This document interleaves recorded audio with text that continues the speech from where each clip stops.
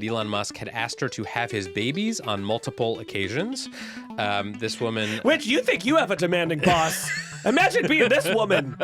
Well, Casey, it's been another big week for Elon Musk. This character just keeps getting himself into scrape after scrape, Kevin. It's true. He's the gift that keeps on giving, at least to podcasters like us. So let's talk about some of what has been happening to Elon Musk over the past week or two, because I think it's safe to say it's been a little wild. You know, this first story that we want to talk about gets at one of the big questions about Elon Musk, which does he have enough money to get through the day? Yes. So Tesla shareholders were asked to vote this week on a compensation package for Elon Musk. Back when Elon Musk's compensation package was first sort of vetoed by this judge in Delaware, it was reportedly worth $56 billion. Currently, it's valued at around $45 billion, but it's stock options, so it's always going up and down. All of which is to say, this is a lot of money, no matter how you count it. Casey, have you been following this compensation debate? I have been, because it's a very unusual case where a judge actually intervened to say that the company could not pay the CEO as much as he wanted to be paid. Yeah, so let's talk about the history here. My favorite wrinkle of this entire story is that this entire thing started because of a heavy metal drummer. Did you know this? No, I did not. So basically, back in 2018, when Tesla was a much smaller company, it was worth about $59 billion at the time, Tesla's board came up with this compensation package for Elon Musk.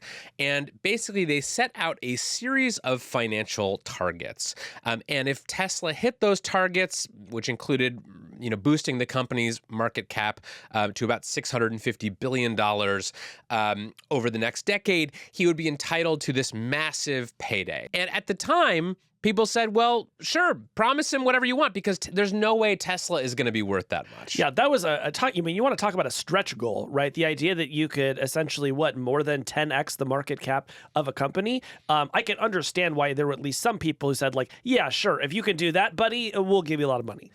Yes, but then Tesla broke through all these thresholds, became one of the most valuable companies in the world. Its market cap rose actually above $1 trillion at one point. It's now back below $1 trillion. And Elon Musk was, he thought, entitled to this giant compensation package. And he would have gotten it if not for one man, Tesla shareholder Richard Tornetta. And Richard Tornetta, we should say, he is not a major shareholder in Tesla. In fact, according to some reports, he only owned 9 shares of the company's stock. Mm-hmm. He was also a heavy metal drummer who was in a band called Dawn of Correction.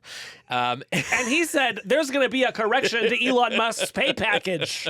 Exactly. And in 2018, he filed a lawsuit basically saying this is way too much money to pay Elon Musk. This pay package is unfair to investors because every dollar that goes to Elon Musk is a dollar that Tesla shareholders do not get. And in 2022, a judge in Delaware voided this pay package, ruling that Elon Musk had basically stacked Tesla's board with his friends. They were not... His brother, I believe? His brother was on the board at the time, and because of that, this was not a fair package for Tesla's shareholders.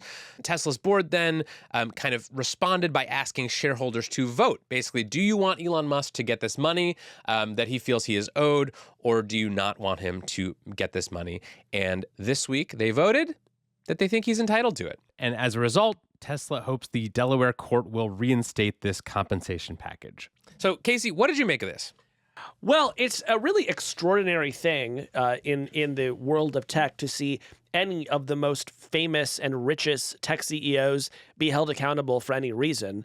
And so I, for one, was heartened by the fact that a judge came along and said, actually, it does seem weird that your brother is one of the people saying that you can take $45 billion out of this company, right? Maybe we ought to design a better process. So, there are going to be a range of views on this. Other people would say, look, this person created a lot of value at Tesla, and he should be entitled to sort of reap the upside of that. But it's $45 billion we're talking about. It seems to me that we could compensate somebody with maybe a little bit less than that. Yeah. So Elon Musk obviously has been campaigning for this pay package for weeks now, trying to rally Tesla shareholders to vote for it. His position basically is, look, I took a big gamble. I poured everything I had into Tesla. It became one of the most valuable companies in the world, and I should be rewarded for that. And there are also a bunch of other people, Silicon Valley investors and entrepreneurs who basically say this was a dangerous precedent, this ruling in Delaware, because, people deserve to be compensated when their companies become successful. And so a lot of people rush to his defense. But there were many Tesla shareholders who objected, including Norges Bank Investment Management, which manages the sovereign wealth fund of Norway, who said that they had voted against the deal because basically they thought it was too big. Well, and look, I just think it is transparently false that Elon Musk has poured everything that he had into Tesla when during that same period he was starting company after company. Most recently, he started an AI company. We know that he's wasted ungodly sums of money and attention on the company that used to be named Twitter. So if you're a Tesla shareholder, the idea that this guy does nothing but stay inside Tesla all day and work is just obviously false. Yeah. I mean, it's unusual. These kinds of pay packages, they are not uncommon in the tech industry for executives to have pay plans that are tied to specific financial goals. And this is sort of the most high-profile instance that we've seen of a judge actually stepping in and saying, that's too much. Casey, what do you think happens next now at Tesla with Elon Musk? Well, Kevin, I think this is actually really exciting because we're finally going to get an answer to the question, how much ketamine can you buy for $45 billion? If I were a ketamine dealer somewhere in the greater Los Angeles or Austin regions, I would be thinking about buying a house, putting my kids through college. Very excited. Tesla doesn't have this industry locked up the way that it did maybe 10 years ago. And I would be surprised if these Tesla shareholders didn't have some buyer's remorse a few years hence when other electric vehicle makers are doing much better and Tesla isn't nearly back to those trillion-dollar heights that you were talking about a minute ago. Yeah, I think at the same time, there was this sort of opportunity here that Tesla shareholders had to kind of impose some accountability on Elon Musk, who has not historically had a lot of that at any of his companies. There was a good opinion piece by Brad DeLong in the Times the other day, who's an economist at Berkeley. And basically, he was saying, Tesla has become kind of this meme stock. It has become this thing that is sort of disconnected from the actual market realities of their business in electric vehicles. It has essentially become kind of a vibes-based entity on the stock market that is related to people's feelings about Elon Musk and their future and AI and all this stuff, but that they actually have not had a lot of discipline in the actual business. And this was a chance for shareholders to say to Elon Musk and to the board of Tesla, no, you actually do need to manage this company with more discipline and more rigor. And this was sort of one chance that they had to kind of impose some of that management discipline on Tesla, which now if you're Elon Musk, you think, okay, I got my pay package and I'm going to keep doing what I do. Yeah. And what are the odds that he goes and now spends more time focused on Tesla? No, he's going to say, I got my bag. Let's go see what's going on over at Grok. Right. All right. Next Elon Musk story from this week. This one is a very different kind of story. This came out from the Wall Street Journal this week. On Tuesday night, the Journal reported in a story that Elon Musk had, quote, boundary blurring relationships with women at SpaceX. The article, the Journal says, is based on conversations with more than 4 people, including former employees, people familiar with Musk's interactions with female subordinates, and friends and family of the women. Yeah, tell me about these women who talked. Well, first I should say, do you know when sometimes you read an article and you can just feel the lawyers behind it? Yes. This was one of these articles where I'm just okay, a committee of lawyers has been, wrangling this article into a place where it could be published for weeks, because obviously these are very, sensitive allegations, and Elon Musk, as we know, is very litigious. And so it's just a very careful article. It's not a bombastic, it's not making sort of claims that it can't back up. And I would say it is diligently sourced. Yes, and we will try to be equally careful, I think, right now in how we talk about this article. The main thing I would tell people is go read this article. And I want to say congratulations to the reporters at the Wall Street Journal who got this one over the finish line, Joe Palazzolo and Khadija Safdar. I don't know either of these people, but I became a huge fan reading this story.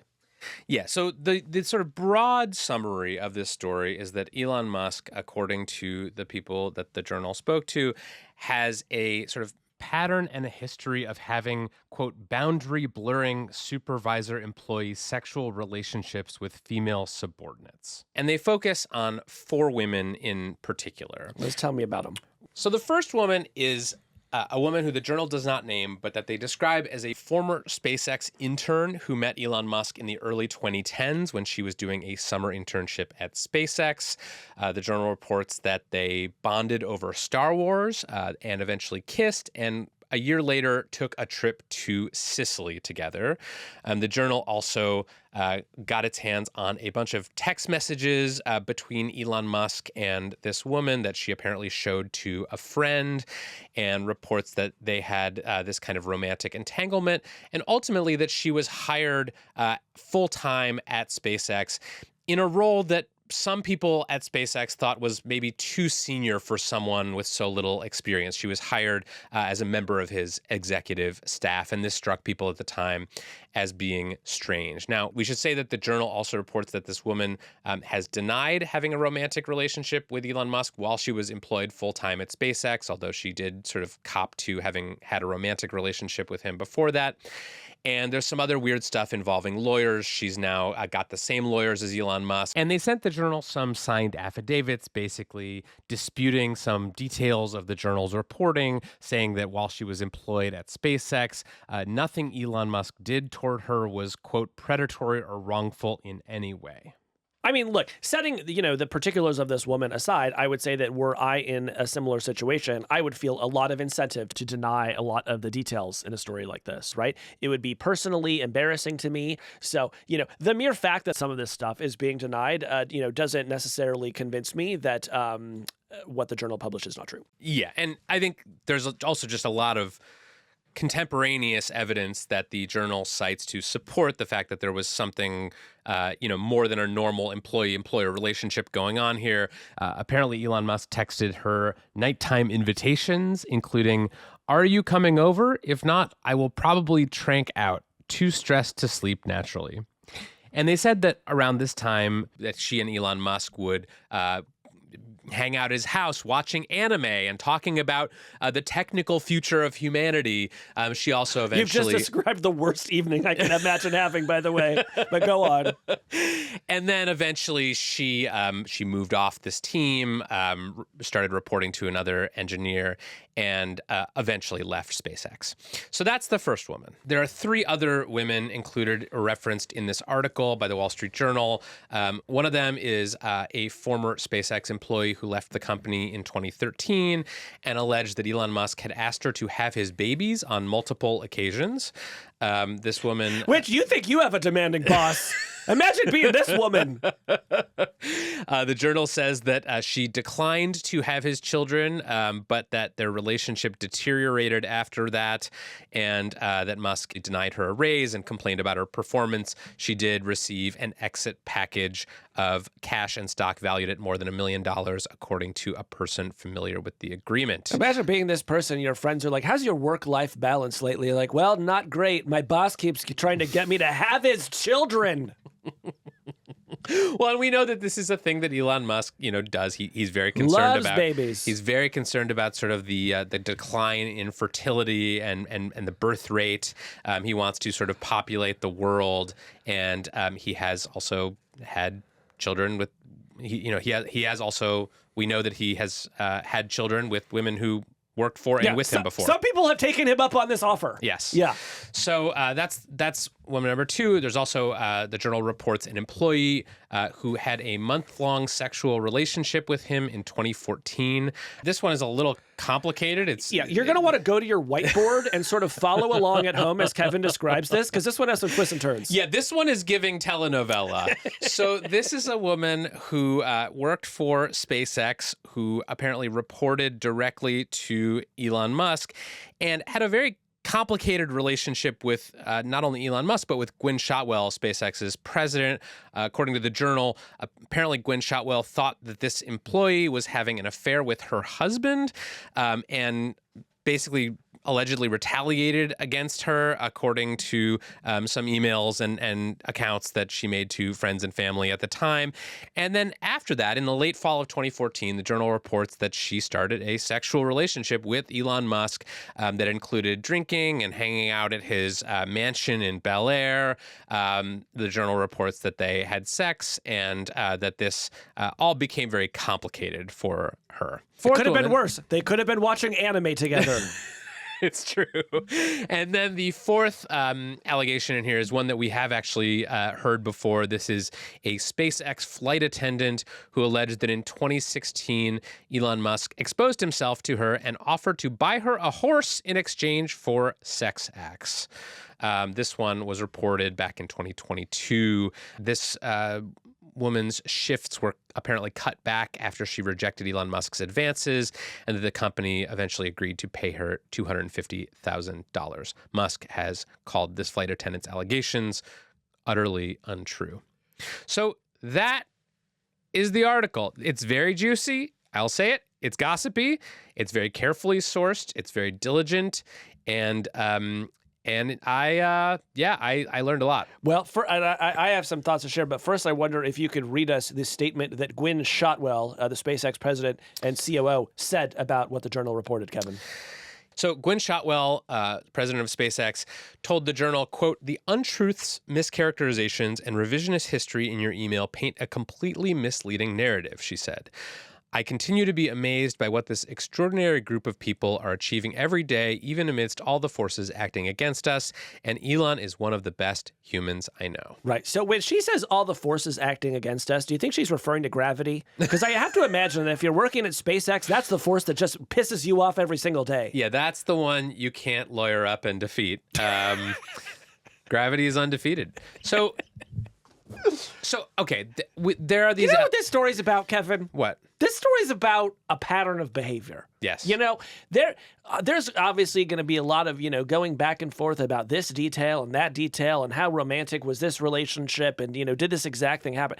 But you sort of pull, this is the value of this story is you pull back and you say, wow, for a decade now, the same thing keeps happening over and over, which is that people across this company, including direct subordinates and even an intern, are being put in positions where they're now having to say, do I want to have sex with this person in order potentially to preserve my status at this company, or am I going to say no? And potentially risk the wrath of one of the most powerful people in the world. So that is just something that is very much worth pointing out, I think.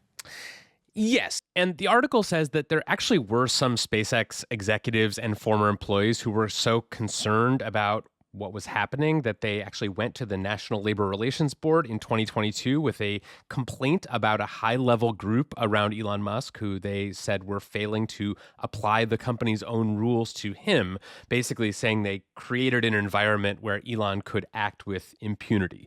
So this is just, as we said with the pay package dispute, this is just a man who has not had much accountability at the companies that he runs. He has been able to kind of run them as he sees fit, and maybe this is the start of him having a little more oversight. The absolute moral rot at the center of these companies that this suggests is just truly appalling to me. And, look, I know that in 2013, a lot of people still had their eyes on the stars and they said, isn't it so inspiring what this man is doing with renewable energy and getting us into space? And I understand why that was inspiring for a lot of people. But man, is the truth starting to catch up with this person. We now know what sort of culture has enabled him to keep at this for so long. And I really hope that more attention is being paid to what it's actually like to work inside these companies, because my gosh, if I were one of these women working inside one of these companies, this would be an absolute nightmare. Yeah. Okay, so All that right. is Elon Musk's, alleged relationships with female subordinates. We now have the third story of the week, which is about changes that are coming to X, the social media platform formerly known as Twitter. And there are two changes that I'm not sure if they're technically related, but they sure seem, to be sort of spiritually related to each other. The first is that X has loosened its adult content policy. Basically, porn has been available on Twitter for years. The company has known that this goes on. It's not really taken many steps to rid not safe for work content from the platform. But under Elon Musk, it has now been officially permitted. Their new policy says, quote, "We believe in the autonomy of adults to engage with and create content that reflects their own beliefs, desires, and experiences, including those related to sexuality." The second change is that Elon Musk and X have now made likes private by default. Now, what does this mean? Normally, when you like something on X or if you like something on Twitter, you could then go onto someone's profile and I could see here are all the posts that Casey has liked. Which has led to some great little mini scandals over the years as various politicians have been found to accidentally like something a little too spicy. Yes, there was a famous incident or infamous incident years ago where Senator Ted Cruz, one of his Twitter likes was a porn video, and people had a great time with that. So X will now hide likes.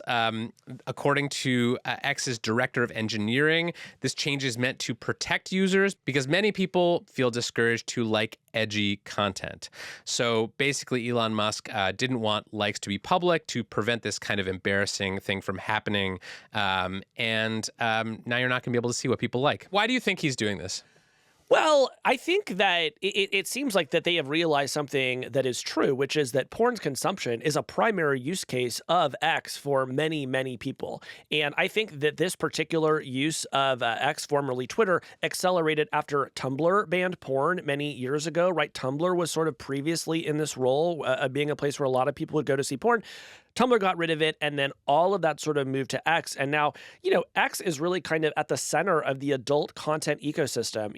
OnlyFans is basically a way that adult performers who are on X and grow their audiences there by sharing short clips are then able to go and monetize it. X has considered launching an OnlyFans competitor of its own over the years. But I have to say, like, my feelings about this are very mixed because on the one hand, I do think that we should have an internet for adults where like adults can engage in sexual behavior and express that part of themselves and maybe even build a business around it. But I think X has been a really problematic actor in the space. Yeah.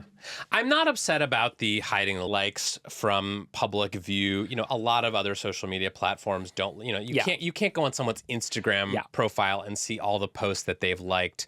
You used to be able to see when they liked other people's posts though. Remember there was that whole feed. It was very controversial. Yes, it was very controversial. And I'm sympathetic to the idea that we should just have like the ability to use our social media accounts to like whatever we want, and then that shouldn't be sort of available to the public. I think a lot of people also didn't know that their likes were public, and so they would like something thinking that, this is just for me to bookmark, maybe come back to later, and then all of a sudden people are saying, hey, did you like that spicy tweet?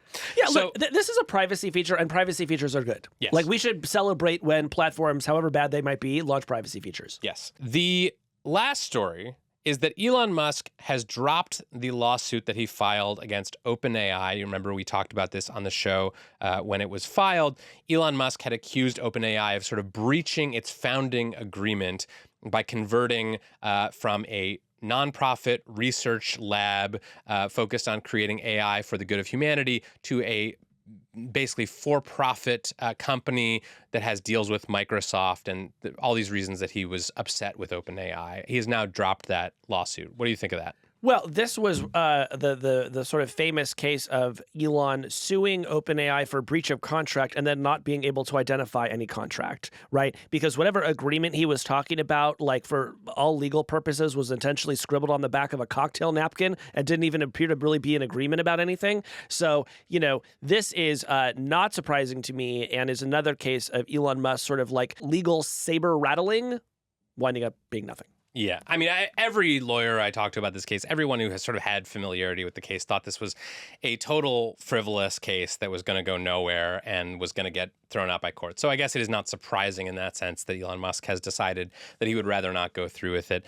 But I think his beef with OpenAI is sort of well established at this point. It'll just be interesting to see where that goes from here. Yeah, also, like, I'm sure he's going to threaten a lot more lawsuits in the next year. And as, like, reporters in particular think about how they want to approach coverage of those, I think they just need to remember that sometimes he will threaten and sometimes he will even file these lawsuits, but then he'll walk away once, the obvious becomes more apparent.